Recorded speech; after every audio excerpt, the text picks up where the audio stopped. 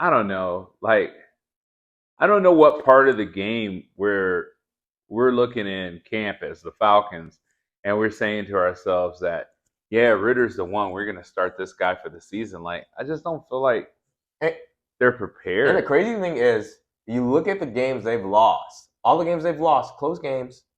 He's the reason they lost. Easily. You look at the stats. He threw a couple picks. He threw 3 picks. He threw 2 picks. Well, the defense doesn't get any pressure either. I mean, but they've kept it close in all these games. I would put the lion's share, and we were big fans of Kyle Pitts coming out. Right. He's not having any effect on the game, and I'm pointing my finger. Whose fault is I'm that? pointing Though? my finger at the quarterback. Okay, you can point your finger at the quarterback, but I don't know. Has Ritter been his quarterback his whole career? I don't think he has. Yeah, but you could at least see it. No, I guess that's true. Rookie year. I mean, He looked better rookie year than he does this year. he's not even getting. I drafted him he's for not getting- fantasy. He's not- killing me. He's not getting the targets.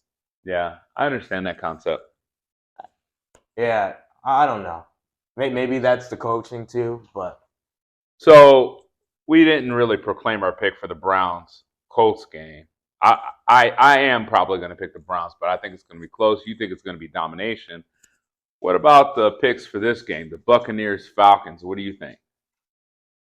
so this is an interesting game. The Bucks seem like they can't beat a good team, but these mediocre teams, middle of the ground teams, they've been beating. What did you think about Baker's performance in the last game? He played horrible. He was like when you look at Riddler. I don't know. I can say that wrong. I'll keep saying that wrong. We'll just call him Riddler until he learns how to throw a little bit better. We're going to call him the Riddler. But anyway, when you look at him, that's the performance Baker Mayfield had last game. He didn't throw all those picks. He threw a pick. And the pick was a batted pass because he's short. But You think that was all Baker's fault, though? yeah, he lost that game completely. He overthrew a bunch of receivers.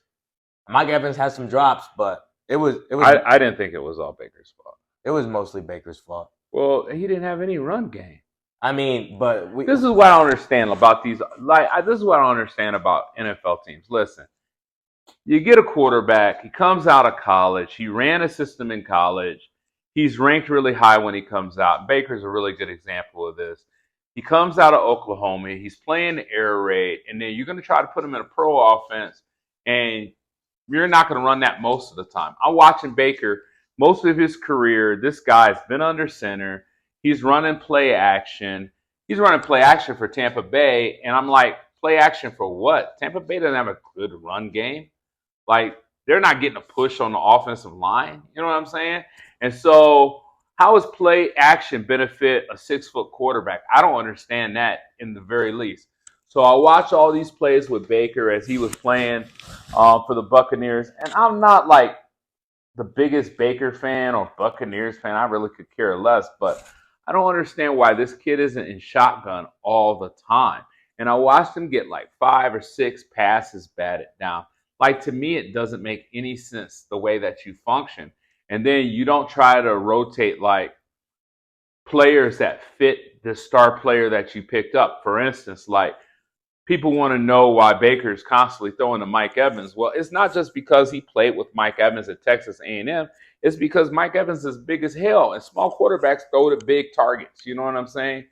And so when I watched that game, I didn't feel like it was all his fault. Like, why aren't they running out of the shotgun formation? You know what I'm saying? And then when you do that, I feel like you're very predictable, obviously.